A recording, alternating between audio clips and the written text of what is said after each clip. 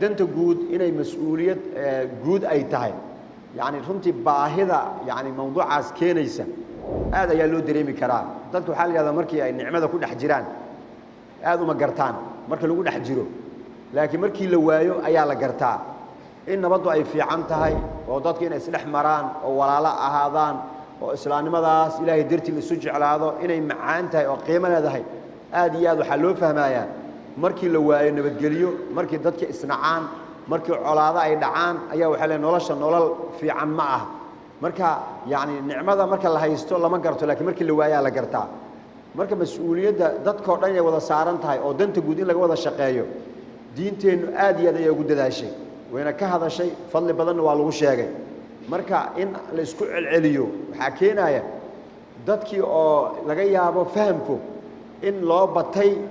waxa guud ani maxaa iga galay oo qof walba dantiisa gaarka ah oo raacday waxaana la yiraahdaa marka isqabtaan labadooda danta guud iyo danta gaarka ah waxa la rabaa danta guud inay hormarto oo hormariyo maxaa yeelay haday danta guud baaba'do danta gaarkana way baaba'een tusaalooyin in ugu daro iyo waxba macna mawduuca ku jiray namaadij la soo qaato namaadij marka soo qaadashaba uma baahno Soomaalidana waxay dhigi jireen marmar يعني آخر مركل إسكوا وعدنا يا آخر الله صعدا والله دمنا يا اللي هذا وحلاه هرت ميد محاو دنبي مركز وحيد هن كي هذا اللي سيودي أيا ودنبي معنا كلا جوا ماله مكتب ميدو هذا ما أنت قارن أنت كوال بريبو دمنا يا كوال وعدت قارن كل نفس ضايقة تلمود ولا سيدا ودمنا يا مركا ومدة إنه دنت جود إنه يكبر بعصنت هاي شكلكم مجرو مركي دنت جود إنه يكبر بعضينا عدول بجورج إذا وحيقول تكتي دنتي سيجار كأها أو بعضي maxaa yeelay waxaynu aragnay dadkii oo isdhacaayaan hadii danta guud ay loo ilaashan tahay ma ina suurta gasheen in qof xoolihiisa gaarka la qaato oo waxa ka celin lahaa waxa ummadda ka dhaxeeya nidaamka iyo dawladnimadka ayaa ka celin lahaa markii la iska riday oo leeyahay ma rabnaa fantashuru fil ardi haluu kala taga meesha guriyihii dadku ay lahaayeen intii loo soo galay ayaa wixii laga qaatay markaas waxyaabo la yaab leh wuxuu la yaabay markii dhaca iyo dadka rafaadka uu socday waxaan la yaabay dadka albaabta la soo garaaco barigoor waxaan arki jiray in qofka guriga leh ee guriga ku jira ayaa qofka banaanka ka imaado wuxuu dhigi jiray oo gargaraacay albaabka yaa tahay yaa waaye waa kuma markaas kii banaanka imaado is sheegi jiray hebel baan ahay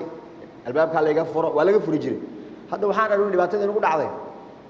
albaabka la soo garaacay nin gurigiisa degan albaabka soo garaacaya marka albaabka la soo garaacayo intuu asagii soo istaago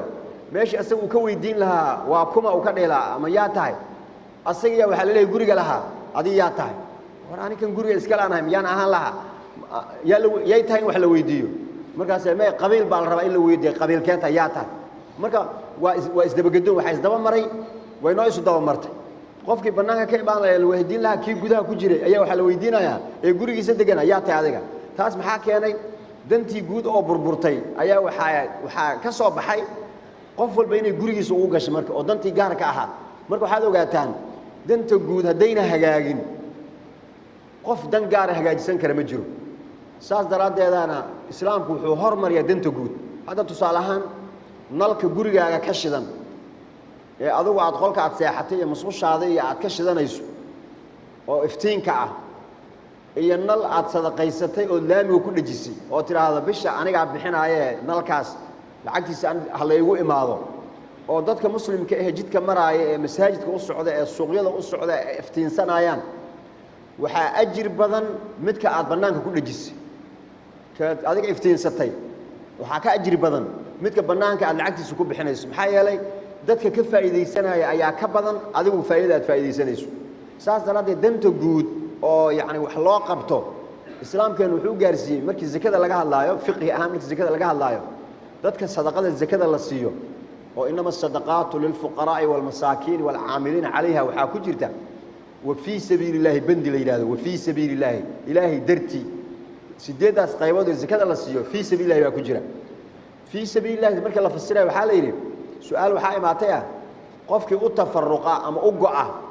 inuu cibaadeysto oo salaad iyo soon iyo inuu yaani uu ku jiro qofkii u go'a iyo qofkii u go'a inuu cilmi barto labadaas kee zakada la siinayo fi sabilillahi bandigaasna soo galay oo lagu siinaaya markaas waxa la yiri kan cibaadada u go'ay في سبيل الله لقصين ما يزكذا لكن قف علمك برنايا أو حرته أما طالب العلم أما أرضك زكذا وحالك سينايا سوء وحبرشدي ساس وسجق بحيو وحبرشدي سوء كالميست وحالي محل كل دوين لبلاس وحالي قف عبادة أقوعي أجرك كحسلا عبادة أسوي عبادة سنة أسوي كوبنتان وهذا صلاتك تعديك معد ما صلاة هذا كله وداعيس لما رجع عليه ذا إلهي درت وتكتب هذين بقى كتاب كذا اللي جوه قرايا لما رجع عوض بهبل تكذا لما رجع عوض بهبل تكذا عد كله وداعيس من جد لكن قفك علمك برنايا أو إلهي درت علمك برنايا علمك وبرتي ومدة أيو جارسين دونا مركز ومدة أيها كفة إذا سنيسة مركز نعرف جود بقى عام كعدتكو أي كفة إذا سنايان قفك كهولا زكدي ولا سينايا لكن متك جارك وعبادة يستي ما دام عبادة سجى يكون كوبنتهاي وحال الزكدي لما سينايا إنه عبادة يستي تنادر هذو مسكين يهي أما فقير يهي وباب كلو والو سينايا لكن باب في سبيل الله جا أهمية أيلاده هي مركا يعني إن دنت جود الإسلام كسوء إلهي ومتى ده ركت ما أنت سيد عيتها وجاده وحال هذا واسي الشرع وفكرتي هذا ركت ما أنت سيد عيتها واسيد الشرع وفكرتي مركب حالة نقول كرا وحال نقول كرا مثلا لما بدون إلا نقضه إن نولل ونكسر نقول نولاده يا إن نولل حن نقول نولاده هذا ركت نولل حن نقول نوليه نولل شاسحوني إن ما أنت نقول نولاده ما ينبي لابنين لكن واحد صوت حنا أو سوء السعودي أيها يفكر حماضي أيها نولل شان حن كياني kaas oo ka dhashay in faraha laga qaaday dantii guud inay dadku isla fahmaan oo iskala shaqeeyaan yaani waa sida ay noqoto hadii si fiican la noqdana dadkii oo intay baraarugeen isla fahmeen wadantan guud cid walba ay dan u tahay markaas nabi sallallahu alayhi wasallam suu inoogu miisaaliyo waad aragteen xadiiska dhahaya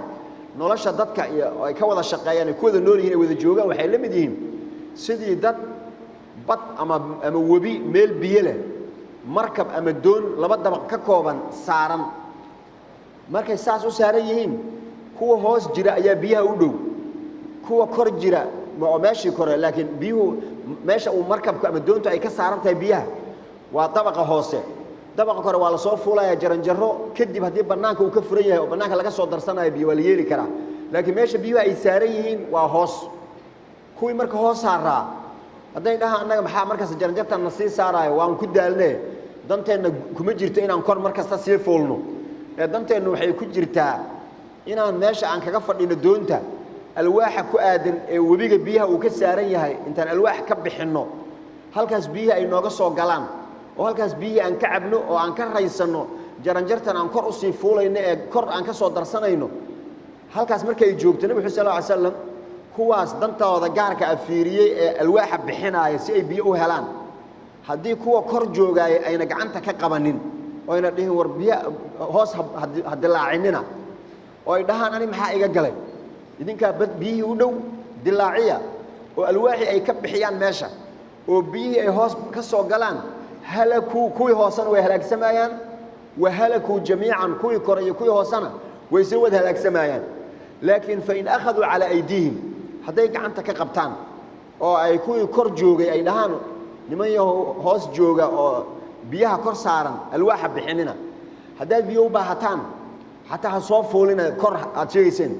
darbiga doonta noo soo gargaraaca hadaa gowgow soo siisay waxaan fahmayn inaad biyo u baahantiin intaan kor idin ka soo dhaamino yaan meeshiina idin ku keenayna ee biyaha hoosta aad kaga fadhidaan alwaaxa bixinina haday saas yeelan anaga biyo leen rabnay hadaad noo soo dhaaminaysaan maxaan ku diidayna waxba ka baqan oo saa lagu heshiyo oo kuwii intay go'aankaas qaataan ay soo daraan biyaha ay u keenaan oo sidaas dadkii ay ku joogaan kuwiina hoostooda kuwoodii korkoo ah najow wa najow jamiican waa la wada badbaadaya dhammaan marka danta guud oo laga shaqeeya macnaheedu waxay tahay wixii wadankan ummadda ka wada dhaxeeya qof walba gurigiisa ayay faa'iido ugu tagaysaa cid gaarana ula ma jirtee aan ka wada shaqeyno maxaa inagu dhacay inaga marka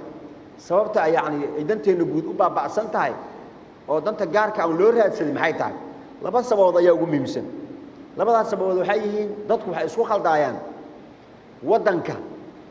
iyo maamulka ama golaha wasiirada markaa jira meesha doonaha ka jire waxaad ogaataan maamulku waa fatro yar oo kooban oo cimriga wadanka ka mid ah ee ma aha wadankii ma ah wadankuna waa kii awowyaasheena ay ku duugan yihiin innagana la inagu duugi doono caruurteennana ay joogaan marka yaa cimri dheer فترة ير أو معمول مركز جريئة إيو ودن كوينا هذا مجالنا بوساسات أي مجوجنو odayaashii joogi jiray iyo maamuladii jiri jiray iyo siday ahaayeen dadkii u soo joogay marka waraysiteen yaa maanta ka jooga dadkii hore waxaan dad badan oo way baxeen laakiin dhulkii ay odayaashaas mari jireen iyo wadadii ay mari jireen iyo gurigu ma waa sidiisii saas daradeed waxa la yiraahdaa hadii ay dhacdo dadku inay maamul markaa jira laga yaabo inay wax ka tirsanayaan waxaa la rabaa wax ka tirsiga maamulku inuusan sabab u noqonin wadanka in la baabi'iyo la kharibo tusaalahan waxaan soo qaadanaa asxaabta feeri waxa kamid ah markii ay maka joogeen 13 sano inta la hijroonin dhagaxa korka laga saari jiray bilaal iyo markaas ahad waa tuu dhigi jiray qoraxda markay aad u kuulaatay intii la soo bixiya banaanka intii la dhigo yaa kuleylkaas lagu cadaabi jiray way ka qaxaan ama way ka hijroodeen madiina munawwara ay u hijroodeen markay meeshii tageen يا مالمها كم إذا هرتكم مركي تري ودكتور السيرة وي قندين تذكر ريمك حنون أو هودي إسبدشي لما بيوت كحل يلا كنا عوي حنون صدين مقالة دي مدينة ما ينرجع لنا لأن وطن كوي كسو استاجي ماشي كنا شيء ماشي وده جعلين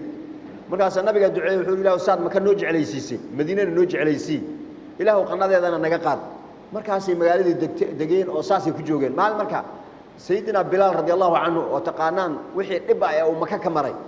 si loo ciqaabi jiray ilaa markii dambe Abu Bakar Siddiq radiyallahu anhu intuu arkay soo ciqaabay oo ku yiri maxaad ka rabtaan inaad iska daysaan oo kiilaha oo ku yiri adaa fidneeyay oo diin cusub galiyay hadaad wax u tarayso intaad gaddo yaani iska xore hadii kale hadaad ka badbaadin karto markaas uu yiri waan gadanay haduu ka aad gadayso waan gadayaa yiri intuu ka gatay ayuu Ilaahay dirti u xoreeyay bilaalkii marka sidaas ay dhibka maray meeshii uu saa ku maray dhulku wax kamuna halaynin laakiin yaa saas yeelay waxay saa yeelay gaaladii markaa joogtay meesha ayaa dhibaysay markuu Madiina tagay meesha la igu dhibi jiray in kaar Allah ku riday Ilaahay baa iga soo badbaad moona dhehen abyaad wuxuu akhriyay Nabi sallallahu alayhi wasallam waqtiisa ku tukanaya oo ku soo xusuusanayo wadankii iyo meeshii uu joogi jiray markaas wuxuu yiri ala layta shi'ri hal abitanna laylatan biwadin wa hawla idkhir wa jalil Allah wuxuu yiri hal habeen oo kali ah yaa waadigii oo maka aha igeeya aan soo bariyay oo hareerahayga deegaankii aan aqaanay geedkii idkharka la dhihi jiray iyo jaliilkii iyo buurihii shaamatun la dhihi jiray ay ii muuqdaan oo arko Allah yaa meeshaas mar un hal habeen hal abitanna laylatan hal habeen la yaa igeeyo markaas Nabi sallallahu alayhi wasallam oo agtiis ku tukan markuu salaada ka baxay ilina ka imaatay markaas wuxuu ku yiri yaa asiilu da'i alquluba taqir midkan asalka oo wadaniga asalka ah ee wadankiisa jecelow da'i alquluba taqir قلوبتها إسكت الجناتي هن حسوسيننا إسكت عارفة نسوي حسوسيننا يعني مركو النبي صلى الله عليه وسلم وكبح أي مجال مكانه أنتوا بورها قدال أثير يا مكان يا وحكيري والله إنك لأحب بلاد الله إلي أدونك إلهي أذان كوج عليه ولولا أن قومك أخرجوني منك ما خرجت هذين قومك بحين لهين ما أنا كاب بحين لهين مركز السبرسية وحالي إن الذي فرض عليك القرآن لرادك إلى معاد إلهي القرآن كان كوجسو دجي كوفر ليالي ayaa dib kuugu celin doona meeshan laana waxa loo bixinay wax kala ma aha shalay waxa la dhigi as-saadiq al-amin maanta markii quraanku uu ku soo dagayna saaxirun kadaab intay u bixiyeen ayay magaaladii ka saareen waxay u bixinayaan ma aha shakhsiyadiisa inay nicbiyin oo ilaahay wuxuu qad na'lamu innahu la yahzunuka alladhi yaquluna fa innahum la yukadhibunaka walakin adh-dhalimina bi ayati allahi yajhadun waxa ay diiday waa dhikr waa quraanka waa diinta ay diidayin marka yani waxa ka wada yani danta guudi yani fahamkeeda يعني waxaa rabaa dadkoon ay wada leeyihiin inay ogaadaan maxay yeelay waa dadka ka dhaxaysa marka markay labadaas waa inay marka isku khaldin oo yani ay ogaadaan dhulka iyo danta guudi in ay tahay mas'uuliyad jamiica dadkoon ay wada saaran tahay qof gaar u leh inuu san jirin maxay yeelay hawadan iyo oxygen-kan la wada qaadanayo dadkoon ayaa wada qaatay qof kasto marka oxygen-kan qaatay waxa laga rabaa xaqi oxygen-kiiyo ku qabanin dantaas guud ee ummadda ka wada dhaxaysa qaybtaada adna ka qaado midda kale oo keenta waxa kamid ah in dantii guud ay baabacdo oo dadku ay ka jeestaan oo ay ka soo hormarin waxa kamid ah dadkeenu waxa ka maqan waxa la yiraahdo al-mulkiyya al-aama yaani waxa guud danta guud ee dadku ay wada leeyihiin cid lagu ogyahay ma jirto qof walba wuxuu leeyahay maxay iga galaaniga markaas hadii qashin la soo daadinayo soo isku moogeen xadiiska aad aragteen imaadatul adha aan tariiqi sadaqa jidka in wasakhda laga qaado ajira laga helayaa xageen ka keenay gurigaagana qashinka ka soo bixi laamiga dadku ay marayaan caamkaana ku soo shub in laga qaadaan isku ogaa moogay in la keenay isku ogeyn markuu daba gadinay si xadiisku ahaa imaadatul adaa al isku ogaa inagana maxaan sameeynaa wad'ul adaa qashinki oo la dhigo waa fahmi inaga xumaaday waa macna yani ummadaha fiiri hataan islaamka ahayn bal dadka banaanka ka imaaday iyo warayso waxay ku leeyihiin dhalada oo biyaha qofku markuu ka cabo laamiga kuma tuuraayo ilaa uu ka helo booski loogu talagalay in dhaladaasi lagu rido inagana waxa uu wixii qashin ah oo dhan laami marka mulkiyada caama waa inaga maqan tahay saasa waxa loo bixiyay waana mugtay si saxad ah markii oo dadka muslimiinta diintooda ku dhaqmi waayeen hadda af Soomaaliya waxa ku jira biyaha mesela hadii la iska daadaadiyo oo Soomaaliya waxa la hadaan la tashiilin ama si tartiib aan loo isticmaalin oo laakiin tii la qabto wax kugu filaan laha mesela litr kugu filaan laha hadaa 20 le aad dhulka ku daadaadiso qofka ka celinay wuxuu ku dhaama taqaana war adiga biyaha habeyti maalinin ma taqaana biyaha habeyti maalinin beyti maal hada fiir beytul maal waa carabi waa beytul maal maxaa la yiraahdaa waa bangiga muslimiintu ay leeyihiin ee dadka ka dhaxeeya ayaa waxa la yiraahdaa beytul maal carabiga macnaheedu halkaas maxaa ka fahamteen wixii dadka ka dhaxeeya oo ummaddu ay wada leedahay ma la tashiilo waa la beyti maaliya waa la daadiyaa macnaha laakiin waxa aad leedahay yeeshaan aniga iska leh ilaali marka diinteenu marka ma dhahayso danta guud hal la daadaadiyo ma dhahayso danta gaarka hal la ilaali ma dhahayso marka waxa loo baahan yahay marka inaynu fahamno oo maslaxada guud inay ka horeyso maslaxada gaarka inaynu saas ogaano hadayna maadajid tusaalooyin aan soo qaadano nabiga sallallahu alayhi wasallam ummadda wixii ka dhaxeeyay ayuu xooga saari jiray markaas waxa dhacday maalin gabar oo qabiil weyn ka dhalatay ilaa mugtay qabaa'ilka yani waa weynka iyo markii mar hadii aan lagu xisaabtamaynin cadaalad iyo xaq iyo yani dadku ay masaalix kale waxyaabo kale sameystaan waxaasa dadkii la weynaada reer la yiraahdo bani makhzuum oo carab ah oo xilliga nabiga sallallahu alayhi wasallam bani makhzuum oo ka dhashay Khalid bin Walid sayfullah al-masluul gabar ka dhalatay ayaa waxaday markaas waxay dhaheen gabadhan waa reer makhzuum gacanta in laga gooyo waa laga fiican yahay yaa nabiga intuu u tagay dhahay gabadhan gacanta yaa laga gooynin halkaan marka maxaa laga hadlayaa waxa laga hadlayaa gabadh waxaday in gacanta laga gooyay waa dan ayada waa dhibka iyadu ku dhacaya laakiin in sharciga la ilaaliyo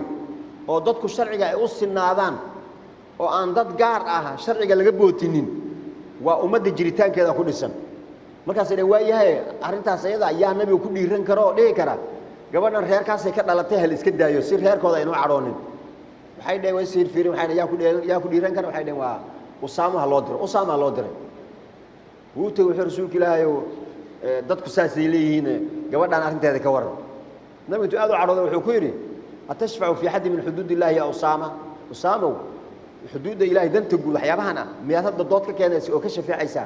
xaga arrintaas iska dhaafto ummadii hore aan kaaga sheekeynaya dadkii hore waxay ku halaagsameen